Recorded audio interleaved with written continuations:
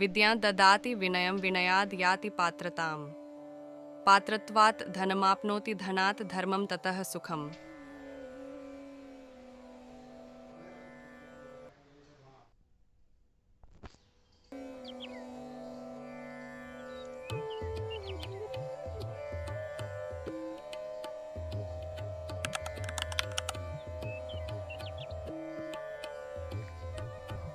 प्राचीन काल से हमारे देश में शिक्षा को एक महत्वपूर्ण स्थान दिया गया है। हमारे भारत में गुरुकुल परंपरा सबसे पुरानी व्यवस्था है। देश का विकास और उन्नति तभी हो सकती है जब शिक्षा व्यवस्था सही हो। आजकल के युग में जहां अधिकतर लोग अपनी भारतीय संस्कृति और परंपराओं को भूलते जा रहे हैं, वहीं यह संस्था जिसका नाम है ऋषिकुल विद्यापीठ संस्कृत महाविद्यालय निरंतर अपने प्रयासों से भारतीय संस्कृति और परंपराओं की शिक्षा अपने विद्यार्थियों को दे रही है।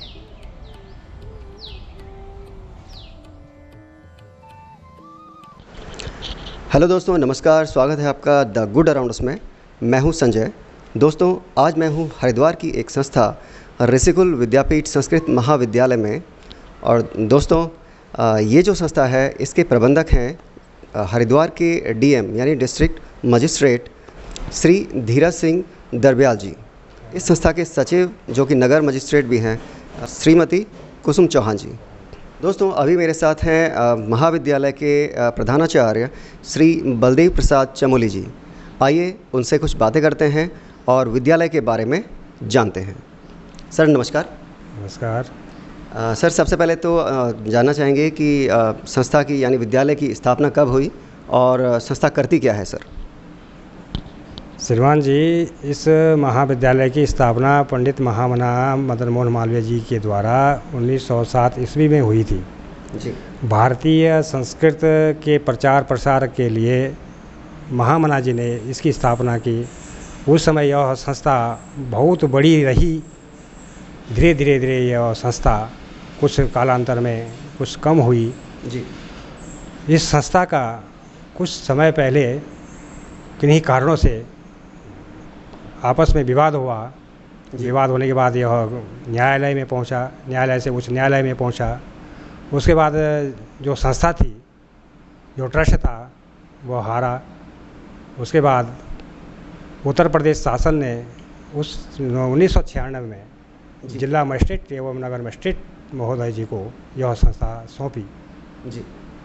उस समय जब शुरू हुई थी, आरंभ हुआ था, उस समय तो महान संस्था थी ये जी। कुछ समय के बाद इसका क्षीण होता गया। यह संस्था पुनः 1980 में दोबारा प्रबलित हुई, पुष्पित हुई।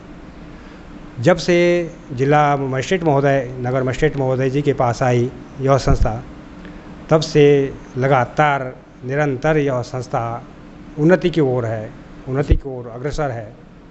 हमारे विद्यालय के लिए हम जो भी मांगते हैं उन लोगों से सारी हमारी जो है मांगें पूरी करते हैं। सारी सुख सुविधाएं, सारे आधुनिक साधन, भौतिक संसाधन, किसी चीज़ की कोई कमी नहीं रखी उन लोगों ने। तो उन लोगों का बहुत बड़ा धन्यवाद है जो कि हमारे ऊपर कृपा कर रहे हैं, हमारी संस्था को चला रहे हैं। और कहीं भी कोई भी कमी, कहीं कसर नहीं रखते हैं वो लोग। तो सारे संसाधनों से अब परिपूर्ण हो चुका है। 1996 से अभी तक जो भी हैं, जितने भी मजिस्ट्रेट आए, जितने भी नगर मजिस्ट्रेट आए, सब ने हमारा सहयोग किया, विद्यालय का सहयोग किया।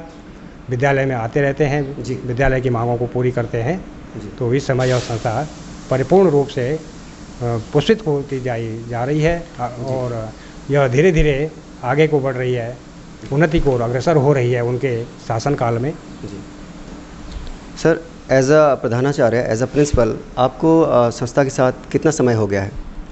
मेरी प्रथम नियुक्ति जो है 1994 ईस्वी में हुई। तब से हम लगातार इस संस्था में कार्य कर रहे हैं। अभी तक सर आपके कार्यकाल में संस्था का सफ़र कैसा रहा? मेरा सफ़र तो तब से निरंतर चला ही आ रहा है। धीरे धीरे हम भी विद्यालय की तरफ, जैसा विद्यालय उन्नति कर रहा है उसी प्रकार विद्यालय के साथ हम भी उन्नति कर रहे हैं जी। तो सर, संस्कृत महाविद्यालय है यहाँ पर। इसके अलावा जैसे आप संस्कृत की जो पढ़ाई है, उसके अलावा क्या गतिविधियाँ यहाँ पर होती हैं?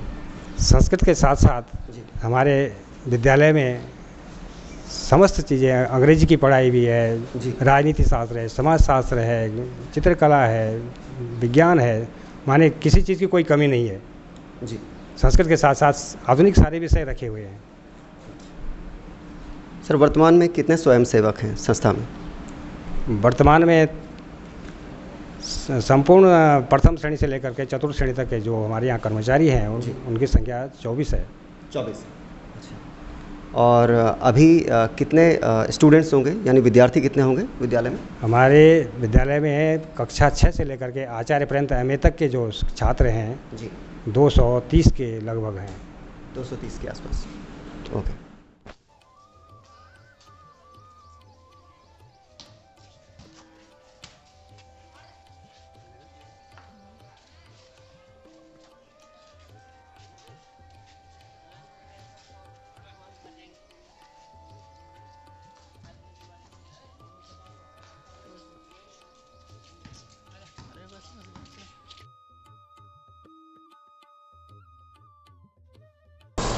ये उसमें मध्यांतर होता संस्कृत विद्यालय में इंटरवल में छोटे बच्चों से दर्जा 6 से लेकर के 8 तक के बच्चों को MDA भारत सरकार की योजना है। तो उसमें ये बच्चों को खाना, भोजन व्यवस्था, फल, मैंने 1 हफ्ते का जो भी उन्होंने वो शेड्यूल बना रखा है, नियम बना रखे हैं, तो उसके अनुसार देना पड़ता है इनको भोजन। कभी फल है, कभी खीर है, कभी मतलब कई किस्म की चीज़ें हैं उसमें। निर्माण करवाया, रसोई घर छोटा हो गया था, ये रसोई घर है ये बच्चों के लिए जो छात्रावास में रहते हैं ना, तो उनके लिए सुबह शाम भोजन की व्यवस्था हम यहीं करवाते हैं जी। संस्था की ओर से 2 कर्मचारी खाना बनाने वाले दिए हुए हैं।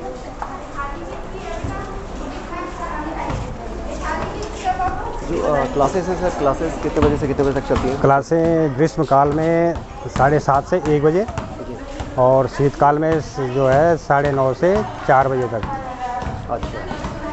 तो अभी ग्रीष्मकाल चल रहा है, तो अभी 7:30 से है 1 बजे तक। सर, आपके कार्यकाल में अभी तक संस्था का सबसे सफल अभियान कौन सा रहा? मेरे कार्यकाल में मैं कार्यवाहक प्रधानाचार्य 2019 में बना हूँ जी। तो मेरे कार्यकाल में लगभग बीच में थोड़ा व्यवधान पड़ा था, जो कोरोना काल आया जी। उसमें विद्यार्थियों की संख्या काफ़ी कम हुई जी। उसके बाद फिर ये 22 से पुनः धीरे धीरे बढ़ती गई।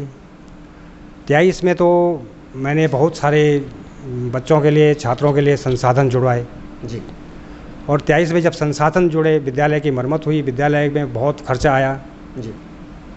उसके बाद बहुत सारी संख्या हमारे पास 23-24 में हो चुकी है और 25 में भी लगभग हमें उम्मीद है कि कम से कम काफ़ी बच्चे हमारे पास होंगे। तो भौतिक संसाधनों की सुविधाएं दे रहे हैं, दिन पर दिन हम संसाधनों को जुड़ा रहे हैं जी। और बच्चों को सुविधाएं दे रहे हैं जी। इसलिए बच्चों की संख्या धीरे धीरे अब बढ़ती जा रही है। ठीक है सर। सर, आपसे पूछना चाहूँगा कि सरकार से भी कोई सहायता मिलती है? हमें सरकार से अनुदान मिलता है जी। अध्यापकों को, कर्मचारियों को। इसमें से 11 पद सृजित हैं हमारे विद्यालय में जी। शासन द्वारा। उसमें 11 पदों में से हमारे यहाँ 7 पद रह चुके हैं, 5 पद जो है सेवानिवृत्त हो चुके हैं। जी। अभी जैसे आजकल चल रही है, तो कब तक है परीक्षा? परीक्षाएँ 22 तारीख तक है। 22 तारीख तक। 3 तारीख से शुरू हुई थी। अच्छा। ये है उत्तराखंड संस्कृत विश्वविद्यालय जी। उनके आजकल सेमेस्टर की परीक्षाएँ चल रही हैं अंतिम वर्ष में। तो यहाँ पर जैसे ये बच्चे खेल रहे हैं अभी, तो इस प्रकार की और भी गतिविधियाँ? ये बहुत सारी गतिविधियाँ होती हैं हमारी। ये भारत फील्ड पड़ा हुआ ना, जी। तो ये शाम को बच्चों का हमने नियम बना रखा है कि इतने बजे तुम खेलोगे, इतने बजे ये करोगे, मैंने पूरा वो बना हुआ हमने पूरी दिनचर्या। तो दिनचर्या है। सुबह प्रातः ये 4 बजे उठेंगे, 4 बजे के बाद यज्ञशाला है हमारी। यज्ञशाला में ये नित्यकर्म होता है इनका, छात्रों का, जो संस्कृत विद्यालय है तो नित्यकर्म संध्या वंदन जी। और आरती शंकर जी की अच्छा। सुबह और शाम। दिन में जब ये 4 बजे के बाद ये इनको चाय पानी नाश्ता करके ये अपना खेल पे लग जाते हैं। कोई क्रिकेट खेलता है, कोई कुछ करता है, तो ये करते रहते हैं अपना। फिर शाम को संध्या घंटी लगेगी, संध्या में जाएंगे, संध्या करेंगे, फिर उसके बाद अपना स्वाध्याय करेंगे। फिर 9:30 बजे इनका भोजन व्यवस्था करके 10 बजे इनको सुला देते हैं। अच्छा। फिर अगले दिन सेम दिनचर्या टाइम लगा। ये छात्र अध्यापक रखा हुआ हमने, अधिष्ठाता बोलते हैं इसको। अच्छा। तो उनकी देखरेख में ये चलता है अंदर। सर जिस प्रकार आपने बताया पिछले कुछ वर्षों में संस्था की उन्नति हुई है, तो बच्चों को आप किस प्रकार प्रेरित करते हैं या उनके अभिभावकों को किस प्रकार आप प्रेरित करते हैं कि उनके बच्चे यहाँ पर एडमिशन लें और संस्कृत की पढ़ाई करें? श्रीमान जी, यह संस्था बहुत प्रसिद्ध थी और अभी भी है। इस संस्था का नाम सुनते ही पूरे भारतवर्ष में लगभग ये संस्था प्रसिद्ध है जी। तो हम ये संस्था के नाम से ही बच्चे जो है स्वतः ही यहाँ आते हैं। कुछ अध्यापक गण जो है कोशिश करते हैं, बच्चों को अभिभावकों से संपर्क करते हैं, परंतु अधिक बच्चे जो है स्वतः ही संस्था के नाम से ही आते हैं। और साल 2 साल से जब हम ज़्यादा से ज़्यादा उनको सुविधाएं दे रहे हैं, भौतिक संसाधनों की पूर्ति कर रहे हैं, तो उसमें ज़्यादा मेहनत नहीं करनी पड़ रही। बच्चे संस्था के नाम से ही स्वतः ही आ रहे हैं, स्वतः ही संख्या में वृद्धि हो रही है जी। सर मैं आपसे पूछना चाहूँगा कि यदि किसी को आपसे संपर्क करना है एडमिशन के लिए, तो वो कैसे आपसे संपर्क कर सकते हैं? हमारे विद्यालय का नंबर है जी। फ़ोन नंबर से भी आप संपर्क कर सकते हैं जी। अध्यापकों से भी संपर्क कर सकते हैं, प्रधानाचार्य से भी संपर्क कर सकते हैं, और इसमें नेट में भी होगा ये जी। आजकल तो सारी सुविधाएं हैं, नेट में होगा, विद्यालय का नाम होगा, संस्था का नाम होगा। बिल्कुल बिल्कुल। तो आप इंटरनेट पर भी ऋषिकुल महाविद्यालय हरिद्वार आप सर्च करेंगे तो आपको इस विद्यालय की जो लोकेशन का पता लग जाएगा और आप उस माध्यम से यहाँ पर आ सकते हैं। सर आप इस वीडियो को देखने वाले हमारे दर्शकों के लिए क्या मैसेज देना चाहेंगे? जो भी महानुभाव इस वीडियो को देख रहे हैं, देखना चाह रहे हैं जी। उन महानुभावों के लिए मेरा यही संदेश है कि भारतीय संस्कृति और संस्कृति की रक्षा के लिए ज़रूर अपने बच्चों को जी। संस्कृत भाषा के प्रति जागरूक करें, प्रेरित करें, संस्कृत विद्यालयों में अध्ययन कराएं, अपनी परंपराओं को आगे बढ़ाएं, क्योंकि हमारी इस वर्तमान समय में भारतीय संस्कृति और संस्कृत लुप्त प्राय होती जा रही है।